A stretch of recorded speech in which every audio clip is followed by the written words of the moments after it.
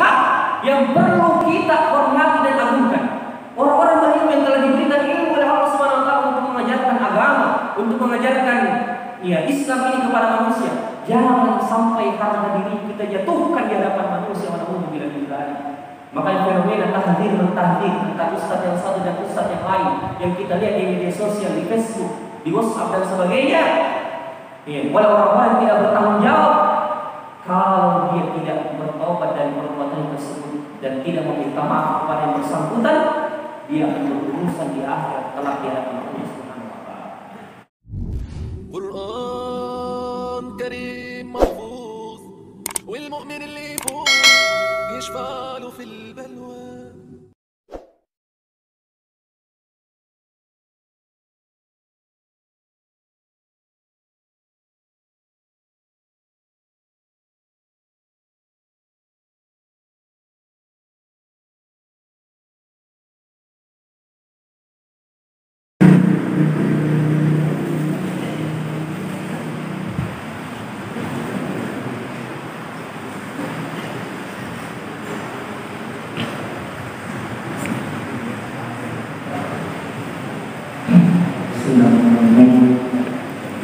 Assalamualaikum warahmatullahi wabarakatuh. Alhamdulillah, nahmaduhu wa nasta'inuhu wa nastaghfiruh wa na'udzu billahi min shururi anfusina wa min sayyiati a'malina. May yahdihillahu fala mudilla lahu wa may yudlil fala hadiya lahu. Asyhadu an la ilaha illallah wahdahu la syarika lahu wa asyhadu anna Muhammadan abduhu wa rasuluhu la nabiyya ba'dahu. Allahumma salli wa sallim ala nabiyyina Muhammad wa ala alihi wa ashabihi wa man tabi'ahum bi ihsan ila yaumiddin. Amma ba'd. Bapak-bapak, ibu-ibu, ikhwah dan akhwat, sidang jemaah salat Maghrib yang insyaallah dirahmati dan dimuliakan Allah Subhanahu wa taala. Alhamdulillah, kembali kita bersyukur kepada Allah Subhanahu wa taala pada malam hari ini. Allah Subhanahu wa taala kembali mengumpulkan kita di salah satu rumah-rumah Allah Subhanahu wa taala, Masjid Ilham yang kita cintai ini, yang semoga Allah Subhanahu wa taala menjadikan amal kita menjadi pemberat timbangan kebaikan kita nanti di hari kiamat.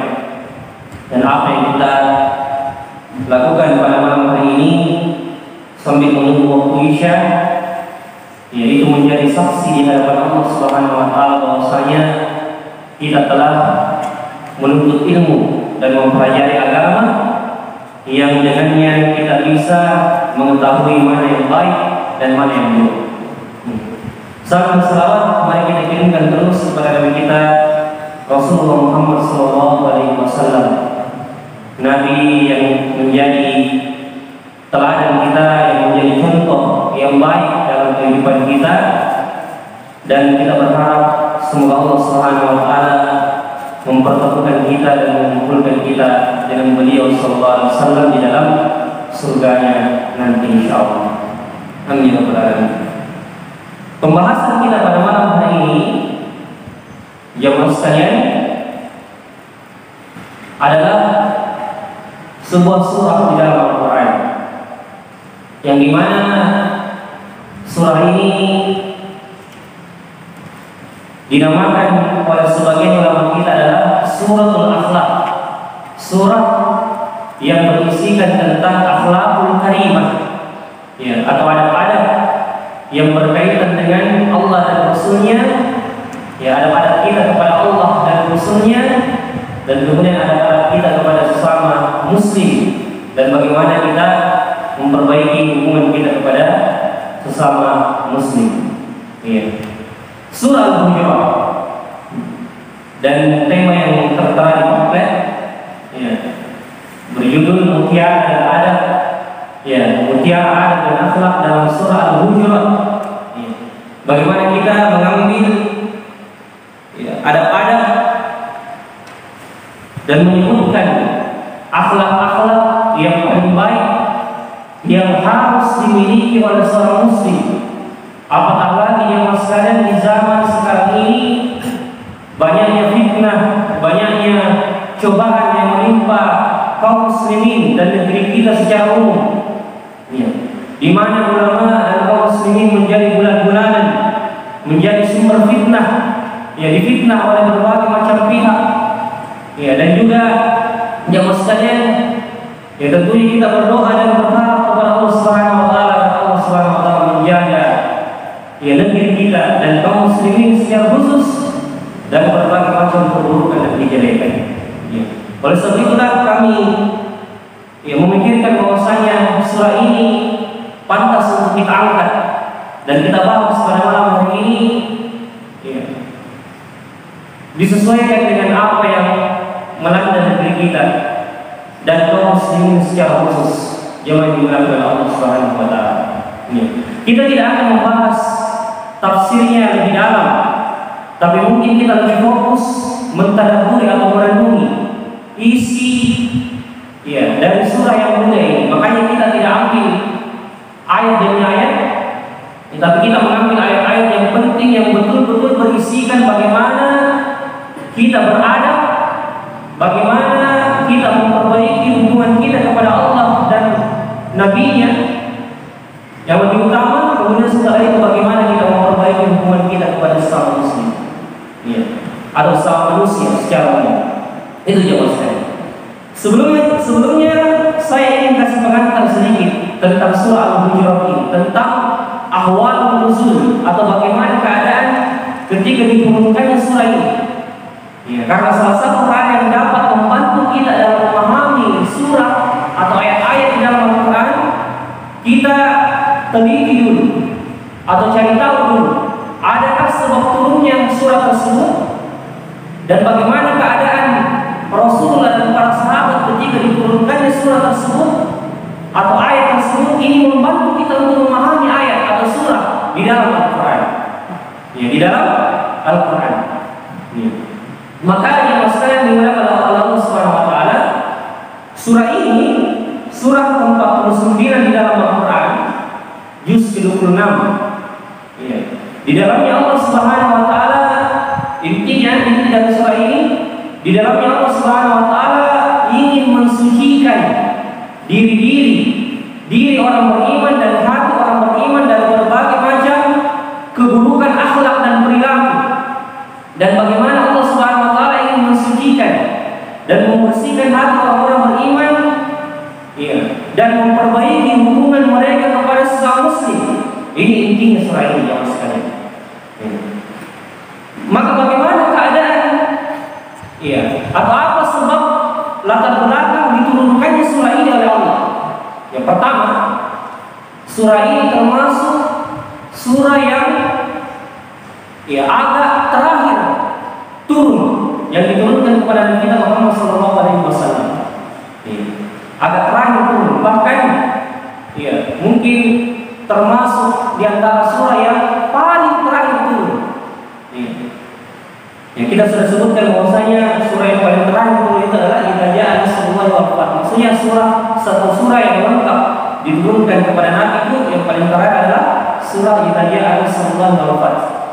Iya. Dan surah ini turun sebelumnya.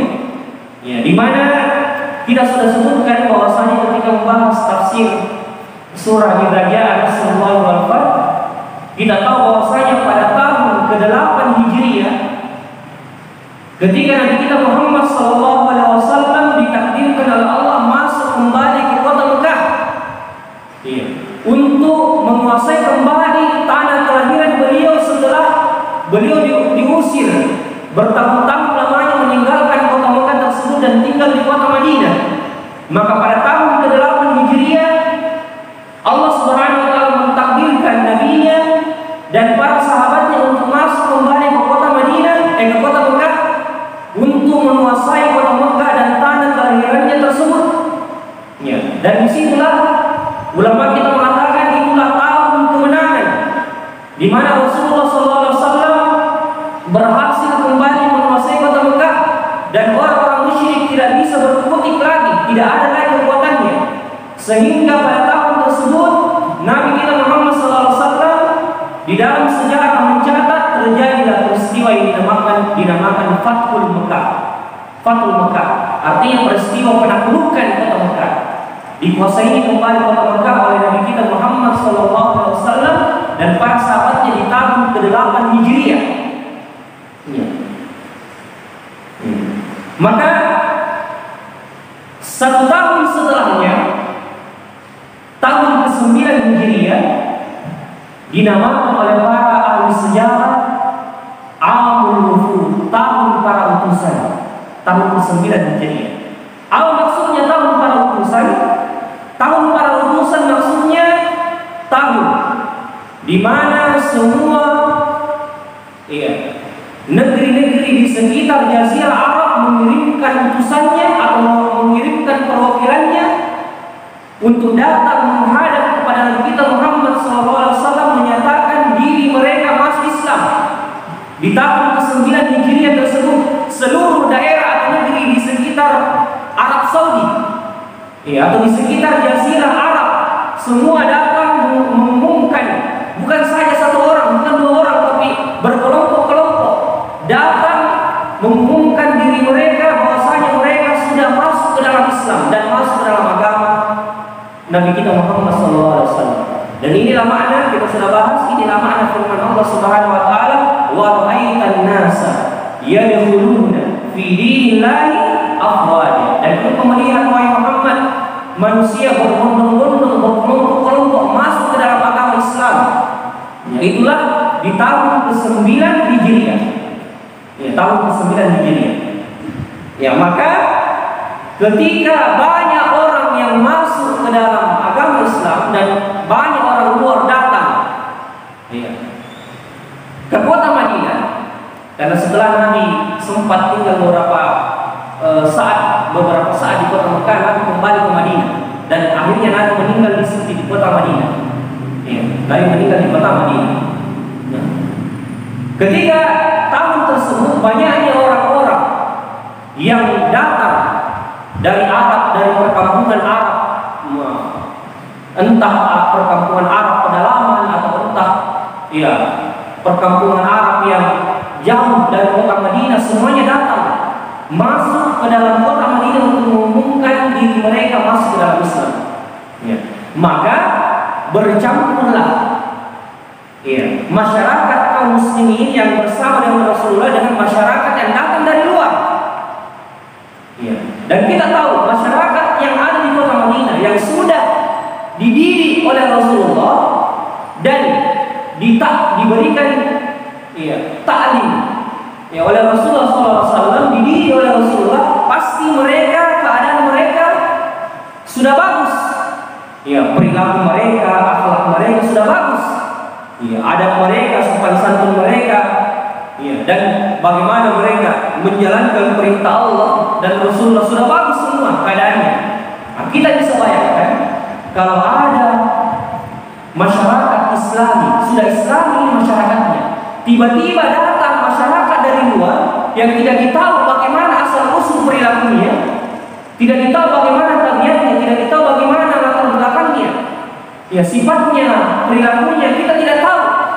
Misalnya anggaplah kita masyarakat Bulu ini misalnya, semuanya sudah Muslim semua, sudah sudah rajin semua datang salat berjamaah, sudah tidak ada lagi pertikaian, tidak ada lagi permusuhan, sudah bagus masyarakatnya.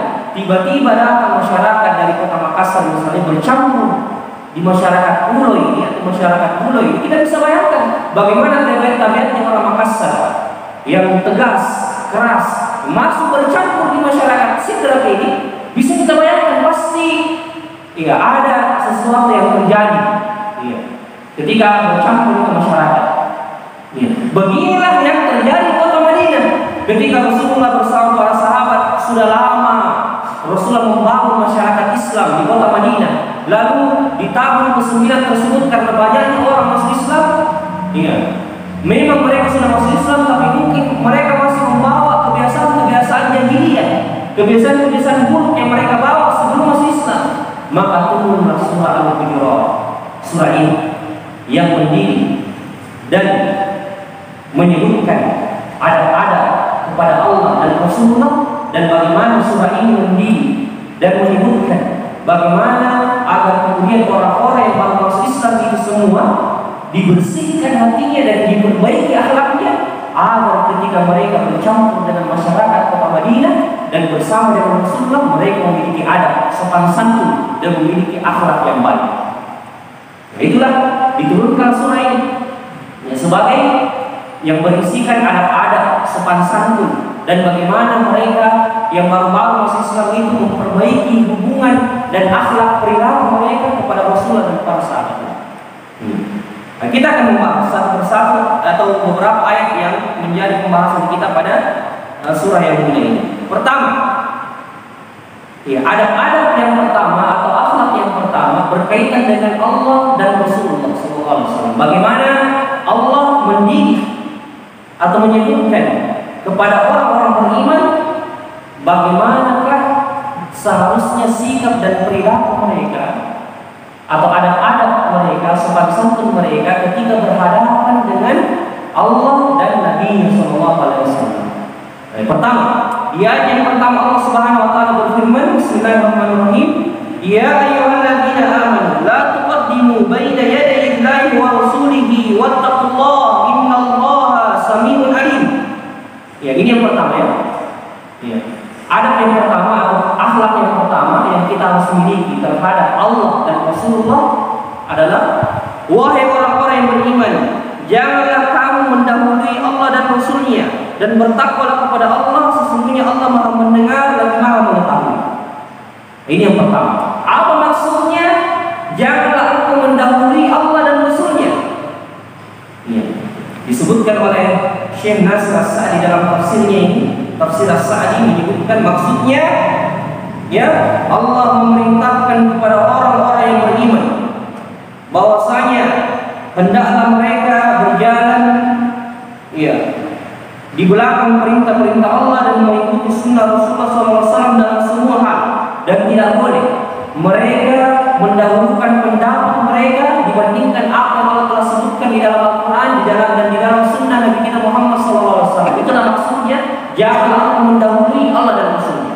Jadi kalau disampaikan kepada kita bahwasanya ini dari Al-Quran, ini dari sunnah, jangan kita mengatakan ini tidak sesuai dengan adat, ini tidak sesuai dengan tradisi masyarakat. Iya, tidak boleh seperti itu. Kenapa? Karena Al-Quran dan sunnah Allah dan Rasulnya lebih harus didahulukan dibandingkan dengan apa yang menjadi tradisi dan kebiasaan di tengah-tengah masyarakat. Tidak boleh agama yang mengikuti tradisi, tapi tradisi yang mengikuti agama. Kenapa? Karena agama adalah nomor satu yang menyelamatkan kita dunia dan di akhirat. Ya. Dan jangan kita mengatakan tidak pernah dilakukan ini oleh nenek-nenek kita terdahulu. Nah, ini alasan, inilah alasan orang-orang terdahulu di zaman, sejak zaman Arab jauh dari jahiliyah ini, bukan saja zaman kita sekarang. Ya. Kalau ada dikatakan orang ini perintah Allah dan Rasul, ini sunnah Rasul, lalu dia mengatakan ini tidak pernah dilakukan oleh nenek kita, tidak pernah dilakukan oleh kakek kita misalnya, atau orang tua kita dulu, maka inilah maksudnya dia mendahului Allah dan Rasul, Allah dan Rasulnya. Maka semua harus tunduk di bawah Al-Quran dan Sunnah. Semua harus tunduk terhadap apa yang Allah sebutkan di dalam Al-Quran dan apa yang disebutkan oleh hadis-hadis Rasulullah SAW. Dan tidak boleh kita mengedepankan akal, tidak boleh kita mengedepankan perasaan. Kalau itu memang datang dari Allah dan Rasulnya, tidak ada yang kita katakan kecuali Sami'na wa ata'na. Kami dengar ya Allah dan kami taat. Itulah ciri orang ini. Jemaah yang kita berdoa. Tidak boleh ada, kalau sudah dikatakan ini dari Al-Quran, ini dari As-Sunnah, tidak boleh lagi ada tawar-menawar. Karena itu merupakan perintah Allah dan Rasulnya. Innamal mu'minun. Kata Allah SWT, sesungguhnya orang-orang beriman, ketika disampaikan kepadanya bahwasanya ini adalah perintah Allah dan perintah Rasulnya, langsung mereka mengatakan kami dengar dan kami taat. Tidak ada pilihan lain bagi mereka. Tidak ada pilihan lain bagi mereka. Inilah makna firman Allah, dan inilah adab pertama kita. Ya, adab dan sopan santun kita pertama di hadapan Allah adalah tunduk secara patuh dan secara benar dan lurus akan perintah Allah dan perintah Rasulullah SAW. Ketika sudah kita yakin itu datang dari Al-Quran, disampaikan kepada kita itu datang dari Al-Quran, dan disampaikan kepada kita ini datang dari hadis yang sahih, hadis yang kuat. Ya, maka tidak boleh lagi kita mengatakan, tapi ini tidak sesuai dengan apa yang kita lakukan selama ini. Tapi ini tidak sesuai dengan apa yang dilakukan oleh orang tua kita. Ini tidak sesuai dengan tradisi masyarakat. Maka inilah Allah mengajarkan kepada kita jemaah sekalian agar kemudian kita taat kepada semua yang datang dari Allah dan Rasul.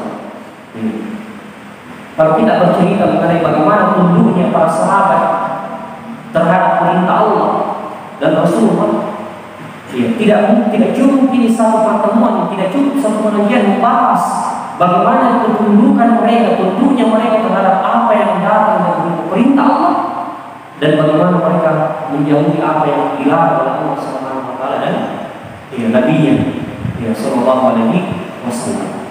Jadi ini ada yang pertama yang sekalian. Itu intinya. Sebenarnya kalau kita membahas panjang lebar ini tidak cukup waktu, tapi itu intinya. Ayat yang pertama ini yang mengajarkan kita adab dan akhlak kepada Allah. Ini baru berhubungan dengan Allah. Kemudian ayat yang kedua, Allah Subhanahu wa taala mengatakan, "Ya ayyuhalladzina amanu la tarfa'u aswatakum fawqa sawtin nabiyyi wa la tajharu lahu bil qawli kajahri ba'dikum li ba'din an tahbata a'malukum wa antum la tash'urun." Ini adab yang kedua, dan ini berkaitan khusus dengan haknya Rasulullah Nabi kita Muhammad SAW. Ketika Allah mengatakan, "Wahai orang-orang yang beriman, janganlah kamu meninggikan suaramu lebih dari suara Nabi.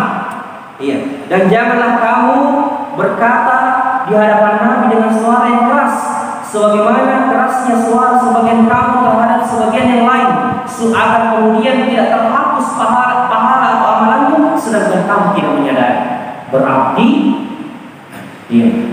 meninggikan suara di hadapan Rasulullah SAW di saat itu dengan sengaja bisa menghapuskan amalan. Maka ayat ini berkaitan dengan peristiwa berdebatnya Umar dengan Abu Bakar, sahabat Nabi kita Muhammad SAW yang paling mulia, Abu Bakar dan Umar. Ketika ada persoalan, Abu Bakar mengatakan, "Perintahkanlah kepada sahabat ini untuk memimpin pasukan." Namun Umar berbeda pendapat dan mengatakan, "Justru perintahkanlah sahabat yang ini yang lebih berhak memimpin pasukan." Lalu keduanya meninggikan suara di hadapan Nabi, dan mereka berdebat dan meninggikan suara di hadapan Nabi. Lalu turunlah ayat ini menegur mereka, jangan sampai mereka meninggikan suara di hadapan Rasulullah sedangkan mereka tidak menyadari dan amalan mereka terhapus. Maka akhirnya setelah ayat ini turun, ketika Abu Bakar dan juga Umar berhadapan atau di depan Rasulullah, mereka berbicara sebagaimana ketika mereka berbisik-bisik. Mereka sama sekali tidak pernah meninggikan suaranya di hadapan dan kita Muhammad SAW. Ada juga riwayat yang mengatakan atau kisah yang menyebutkan mengenai ayat ini. Ada sahabat yang bernama Thabit bin Qais, salah seorang sahabat Rasulullah SAW yang dikenal agak tinggi dan besar suaranya. Makanya dia dijadikan khatib. Karena khatib itu orang yang dijadikan khatib Jumat itu di zaman Rasulullah harus yang besar suaranya dan tinggi suaranya. Dan itu diantara sunnah dalam berkhutbah, bagaimana meninggikan suara atau mengeraskan suara seperti memimpin pasukan. Begitu sunnah dalam berkhutbah juga, khususnya berkhutbah Jumat. Mengeraskan suara agar terdengar oleh semua orang. Al-Thabit bin Qais ini salah satu sahabat Nabi kita Muhammad SAW, dikenal dengan suaranya agak besar ketika berbicara. Maka ketika turun ayat ini, jangan meninggikan suaramu di hadapan Nabi, jangan sampai amalan terhapus sedangkan kamu tidak menyadari. Maka dia pulang ke rumahnya menangis sejadi-jadinya, menangis dengan keras. Dan kemudian beberapa hari sahabat ini, Thabit bin Qais ini tidak terlihat di hadapan Rasulullah SAW. Lalu Rasul menanyakan, "Mana Thabit? Beberapa hari ini aku tidak melihatnya." Maka sahabat mengatakan bahwasanya dia duduk di rumahnya Rasulullah. Maka Rasulullah mengatakan, "Cepat cari kabarnya dan tanyakan apa yang terjadi padanya." boleh jadi dia sakit dan sebagainya, kita datangi dia. Maka Rasulullah mengutus beberapa orang sahabat datang ke rumahnya di Sabit bin Qais, lalu ditanyakan kepadanya mengapa beberapa hari ini engkau tidak muncul di hadapan Rasulullah SAW. Lalu Sabit mengatakan, telah turun ayat kepada Rasulullah yang mengatakan, wahai orang-orang yang beriman, jangan kalian meninggikan suara kalian di hadapan Nabi, ya, seperti kalian mengeraskan suara kalian di hadapan saudara kalian atau di hadapan orang lain. Ya, boleh jadi hal tersebut menghapuskan amalan-amalanmu sedangkan engkau tidak menyadari. Lalu sahabat ini mengatakan, boleh jadi aku sudah termasuk pada ayat tersebut. Coba lihat para sahabat Nabi, begitu pekanya mereka terhadap ayat. Ya. Begitu pekanya perasaan mereka terhadap apa yang datang dari Allah. Langsung mereka menuduh dirinya bahwasanya jangan sampai saya termasuk pada ayat tersebut.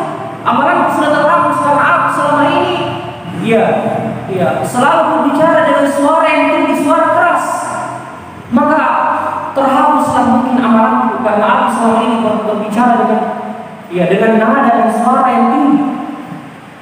Ya. Maka dilaporkanlah ini kepada Rasulullah SAW bahwasanya itu yang menyebabkan Sabit tidak datang beberapa hari ini di hadapannya Rasulullah disebutkan karena dia takut bahwasanya ayat itu turun kepada dia. Ayat itu turun kepada dia. Ya. Lalu Rasulullah SAW mengatakan, justru kabarkan kepadanya bahwasanya dia termasuk untuk disebutkan. Dia tidak termasuk pada ayat ini.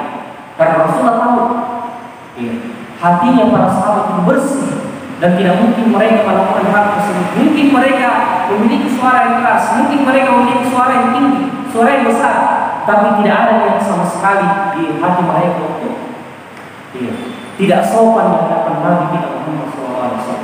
Dan akhirnya Rasulullah langsung mengatakan kepada sahabat, sampaikan kepada sahabat bin Qais, kalau dia takut menjadi penghuni neraka, justru sampaikan kepada dia dalam penghuni surga Allah Subhanahu wa taala.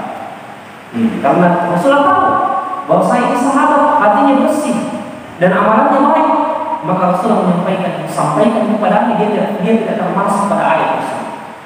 Ya, ini dia Mas. Jadi ini dia terada di hadapan Rasulullah SAW. Ya. Nah, sebagian ulama mengatakan bagi kita yang tidak sempat lagi berjumpa dengan Rasulullah, apakah ayat ini berlaku juga untuk kita?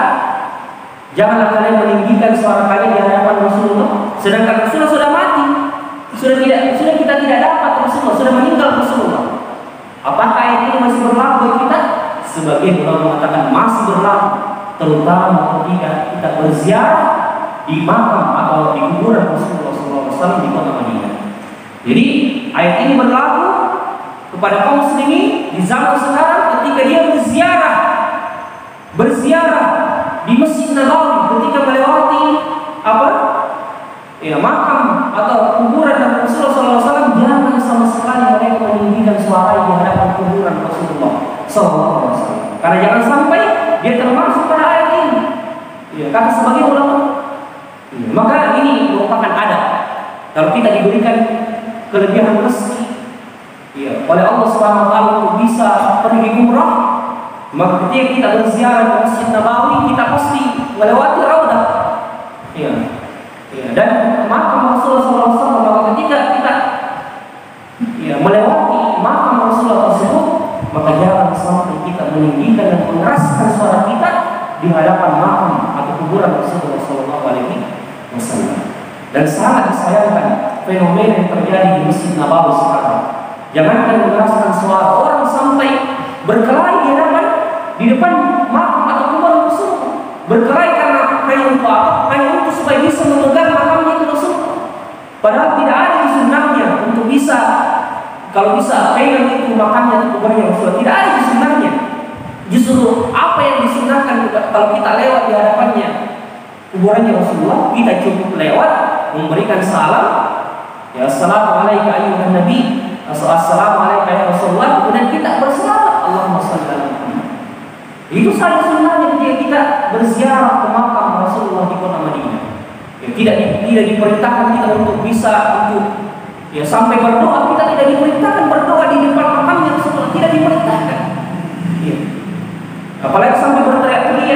berdorong-dorong ya di depan makamnya Rasul. Ini semua tidak beradab di hadapan Rasulullah sampai Rasulullah sudah meninggal.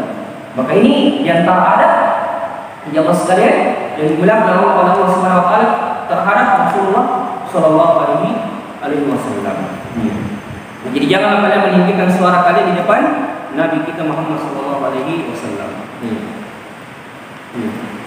Kemudian masih berkaitan dengan adab kepada Rasulullah atau sopan santun atau akhlak kepada Rasulullah sallallahu alaihi wasallam. Allah Subhanahu wa taala berfirman di ayat yang keempat, innal ladzina yunadunaka min wara'il hujurati aktsaruhum la ya'qilun walau annahum sabaru hatta takhruja ilaihim lakana khairan lahum wallahu ghafurur rahim. Sesungguhnya orang-orang yang memanggil kamu dari luar kamarmu, kebanyakan mereka tidak mengerti. Jika sekiranya mereka bersabar sampai kamu keluar menemui mereka, sesungguhnya itu adalah lebih baik bagi mereka dan Allah Maha Pengampun lagi Maha Penyayang. Penjelasan ayat ini kata Syekh Nasr As-Sa'di dalam tafsirnya ini, ayat ini turun berkenaan dengan segolongan orang Arab Badui, orang Arab pedalaman yang sifatnya disebutkan oleh Allah Subhanahu wa taala berwatak kasar, lagi keras, yang tidak tahu sopan santun kepada Rasulullah sallallahu alaihi wasallam. Ketika mereka berhadapan dengan Rasulullah sallallahu alaihi wasallam atau ketika mereka ingin menemui Rasulullah, mereka memanggil Rasulullah dengan suara keras, namun Rasulullah masih berada di dalam kamarnya. Jadi mereka memanggil Rasulullah ya dengan namanya, ya, padahal Rasulullah masih berada di dalam kamarnya. Ya. Dia tidak ketuk kamarnya, langsung dia memanggil dari luar, wahai Muhammad, dari luar kamarnya Rasulullah, wahai Muhammad, keluarlah, adakan tutupkan ini. Nah, ini tidak taat dan sangat tidak beradab kepada Rasulullah sallallahu alaihi wasallam di zaman tersebut. Ya. Jadi dia memanggil Rasulullah di balik pintu Rasulullah. Padahal Allah mengatakan jika sekiranya mereka bersabar menunggu sampai Rasulullah keluar sendiri menemui mereka, maka itu lebih baik bagi mereka. Jika mereka mengetahui. Lalu kita jemaah sekalian, ini berlaku bagi kita dalam bermuamalah dengan orang-orang berilmu seperti ulama dan sebagainya. Yang kemudian kita ketika mendatangi rumah orang-orang berilmu misalnya atau orang di suatu ustaz misalnya, ya, atau ulama, kita dengan tidak sopannya berteriak-teriak di hadapan rumahnya. Bahkan sebagian orang sampai meneriaki seorang ustaz dengan namanya tanpa memberikan gelar yang baik, tanpa memanggil ustaz lagi, dia langsung panggil namanya dengan suara yang keras. Inilah adab-adab yang tidak diperintahkan dalam syariat. Orang-orang yang memiliki ilmu, dan pemimpinnya adalah Rasulullah, dan orang-orang yang mendakwakan sunnah, dan orang-orang yang disebut dengan ulama, disebut dengan orang berilmu, hendaknya kita mengamalkan ayat ini di hadapan mereka. Ketika kita berziarah di rumahnya, ketika kita mengetuk pintu rumahnya, kita punya hajat, kita ingin sekali bertemu dengannya, lalu kita sudah mengetuk pintu rumahnya, kita berharap dia keluar, kemudian tidak keluar, jangan kita paksakan. Mungkin ustaz tersebut atau ulama tersebut atau guru tersebut tidak mau diganggu misalnya, atau ada yang dia kerja, jangan sampai kita paksakan untuk bisa bertemu, kita pulang. Dan inilah adab-adab juga yang diajarkan dalam Islam. Kalau kita bertamu di rumahnya orang, sunnah itu cukup 3 kali saja mengetuk. Kalau lebih 3 kali tidak ada jawaban dari tuan rumah, kita diperintahkan pulang. Tidak usah kita bersikeras mau melanjutkan atau mau temui orang, mau ketemu sama orang, tidak usah bersikeras, karena boleh jadi dia sibuk di dalam rumahnya dengan keluarganya, atau boleh jadi dia sakit, tidak mau diganggu. Maka cukup 3 kali Islam mengajarkan, 3 kali saja kita mengetuk pintu rumah. Kalau tidak ada jawaban, lebih baik kita pulang. Mungkin orangnya tidak ada atau orangnya tidak mau diganggu. Jamaah yang dilakukan oleh Allah Subhanahu wa taala. Ini rumah orang beriman secara umum. bagaimana lagi dengan rumah orang-orang berilmu, rumah seorang ustaz misalnya, rumah seorang kiai, rumah seorang ulama. Maka wajib sekali kita memperhatikan adab-adab sopan santun. Ya, jangan sampai tunggu mereka sampai keluar. Jangan kita memaksa untuk bisa masuk dan sebagainya. Ini adab-adab yang Allah ajarkan di dalam surah yang ini. Ini kita tinggalkan ini, kemudian kita masuk lagi. Ini adab kepada Allah dan Rasulullah SAW. Selesai sampai di sini. Lalu masuklah kita pada adab atau akhlak yang berkaitan dengan sesama kaum muslimin. Ini yang paling penting. Kayaknya ini harus dua pertemuan ini, judul ini harus dua pertemuan. Ya. Kalau misalnya pertemuan depan bukan kami tidak di sini, mungkin di masjid yang lain kami ambil pembahasan yang lain. Kalau kembali ke masjid ini 2 minggu ke depan kita lanjutkan pembahasan ini karena perlu untuk kita selesaikan ini. Tapi tidak bisa satu pertemuan, harus 2 kayak ini atau 3 ya. Kemudian kita masuk pada ayat yang berkaitan dengan hak-hak dan adab-adab atau sopan santun atau akhlak atau perilaku kita bagaimana seharusnya dengan sesama muslim. Allah Subhanahu wa taala berfirman, "Ya ayyuhalladzina amanu in ja'akum fasiqun binaba'in fatabayyanu an tusibu qauman bijahalatin fatusbihu 'ala ma fa'altum nadimin." Wahai orang-orang yang beriman, Allah memanggil kita. Jika datang kepadamu orang fasik, di sini Allah katakan orang fasik membawa berita kepadamu, maka Allah mengatakan fatabayyan, maka periksa dengan teliti. Antusibu qauman bijahalatin, agar kamu tidak menimpakan musibah kepada suatu kelompok atau suatu kaum tanpa engkau ketahui, yang menyebabkan kamu menyesal atas perbuatanmu itu. Sebelum kita bahas ayat ini ada sebab turunnya, ada sebab turunnya berkaitan dengan sahabat Rasulullah yang bernama Al-Haris. Disebutkan dalam tafsir Ibnu Katsir, bahwa ada seorang sahabat yang bernama Al-Haris. Ini Al-Haris ini ketika menemui Rasulullah SAW, Rasulullah mengajaknya masuk ke dalam agama Islam.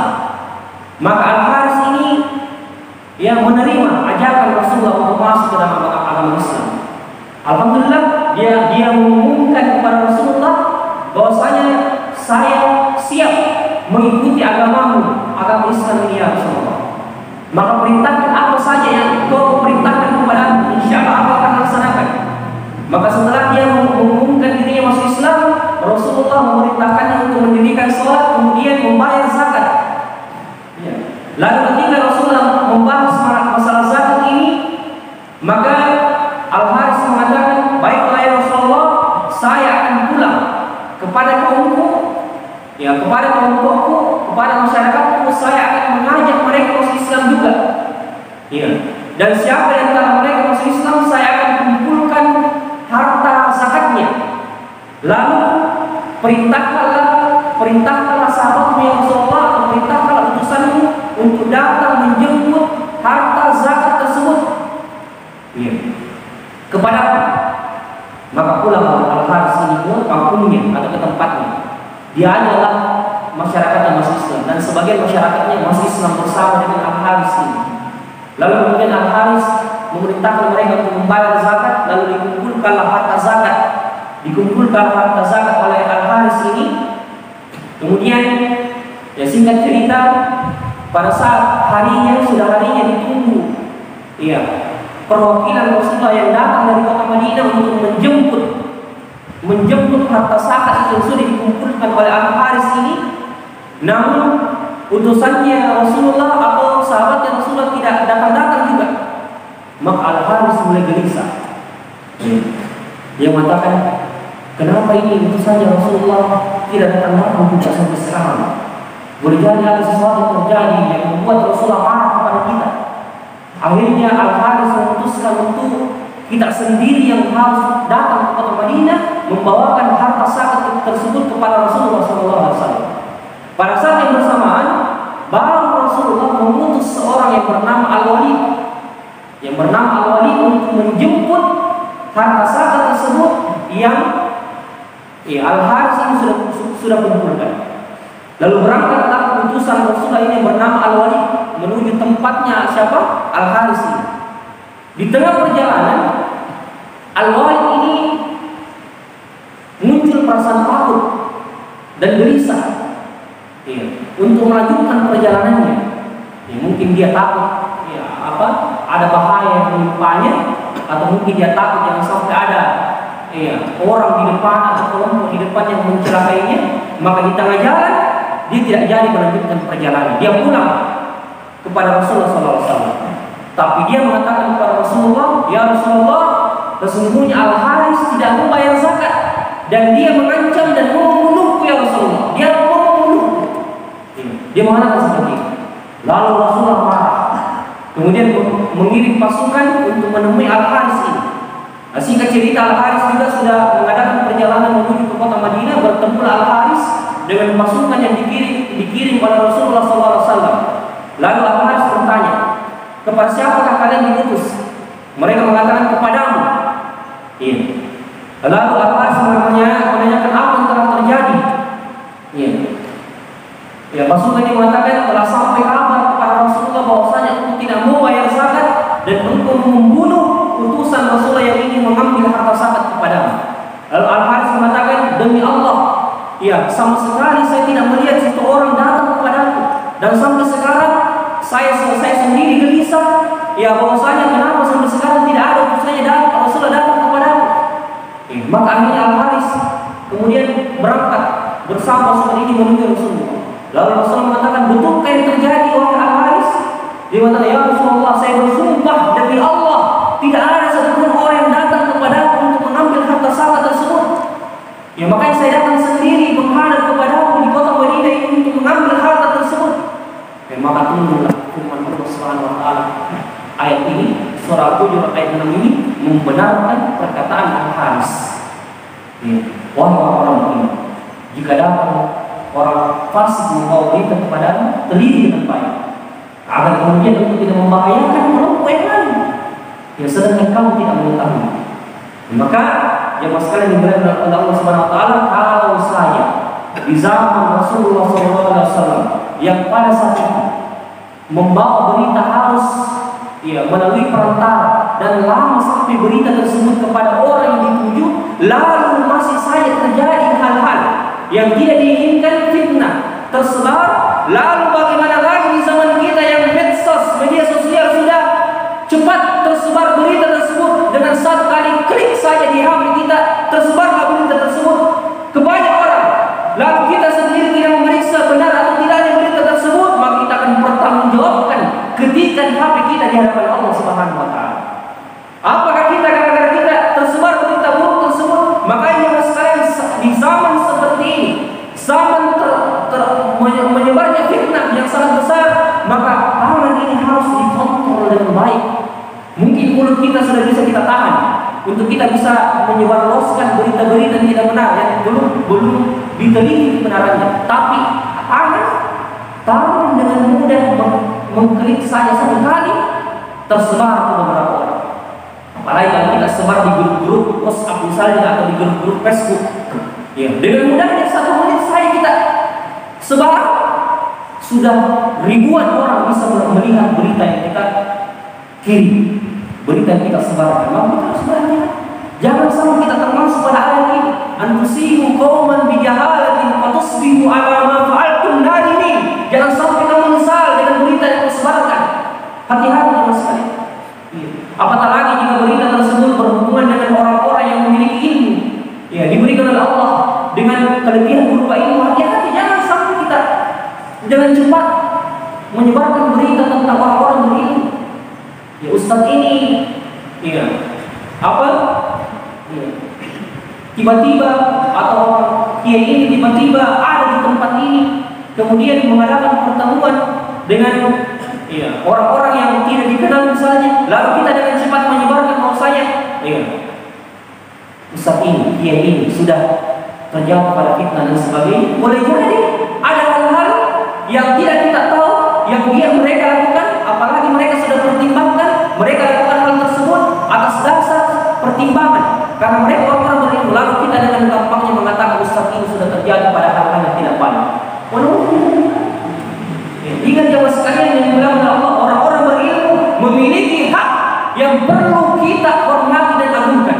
Orang-orang berilmu yang telah diberikan ilmu oleh Allah Subhanahu wa taala untuk mengajarkan agama, untuk mengajarkan Islam ini kepada manusia. Jangan sampai harga diri kita jatuhkan di hadapan manusia walaupun bila billahi. Makanya fenomena tahdir mentahdir antara ustaz yang satu dan ustaz yang lain yang kita lihat di media sosial, di Facebook, di WhatsApp dan sebagainya. Oleh orang-orang tidak bertanggung jawab kalau dia tidak bertobat dari perbuatan tersebut dan tidak meminta maaf kepada yang bersangkutan, dia akan berurusan di akhirat kelak di hadapan Allah Subhanahu wa taala. Meskipun dia sudah mungkin beristighfar, tapi kalau dia tidak meminta maaf kepada ustaz yang bersangkutan atau orang yang bersangkutan, akan berat pertanggungjawabannya. Apalagi orang yang dia fitnah, orang yang dia sebar beritanya dan orang-orang berilmu yang telah Allah lebihkan keutamaannya, lebihkan dirinya di hadapan orang lain. Makanya sekalian, kita harus ingat selalu ketika ada berita yang tentang orang berilmu, tentang seorang ustaz, tentang seorang kiai yang mungkin tidak mengenakkan hati kita, jangan langsung dipercayai. Jangan langsung dipercayai ya mas sekalian. Teliti kebenarannya. Bahkan kalau bisa kita tahan mulut kita, tahan diri kita. Kalau bisa kita diam saja. Jangan komentar. Kenapa? Karena hak mereka. Dan mereka adalah wali-wali Allah. Orang-orang yang diberikan oleh Allah amanah untuk menyebarkan ilmu ini. Apakah karena satu kesalahan mereka saja membuat kita melupakan 1000 kebaikan yang telah dia ajarkan kepada masyarakat? Apakah karena satu kesalahan ustaz tersebut? Dan dia ustaz juga manusia biasa. Mereka juga manusia biasa yang terjadi pada kesalahan. Lalu apakah dengan mudahnya mereka terjadi pada kesalahan dan kita melupakan 1000 kebaikan yang telah dia ajarkan kepada masyarakat? Ini harus kita yang maksudnya kalau kita harus selalu menghadirkan dalam diri. Pokoknya intinya bagaimana kita menghormati dan sangat mengagungkan hak-hak seorang ulama, seorang yang memiliki dilebihkan oleh Allah dengan ilmu. Kita harus menghormati mereka, jaga martabat mereka, jaga harga diri mereka. Meskipun kita lihat mungkin dia terjatuh pada sebuah kesalahan kecil atau sebuah kesalahan, maka kita berikan uzur. Boleh jadi dilakukan itu karena dalam keadaan terjebak, dalam keadaan keterpaksaan yang seperti kita berikan uzur, berikan halangan kepada mereka, dan kita memohonkan semoga Allah mengampuni dosa-dosanya.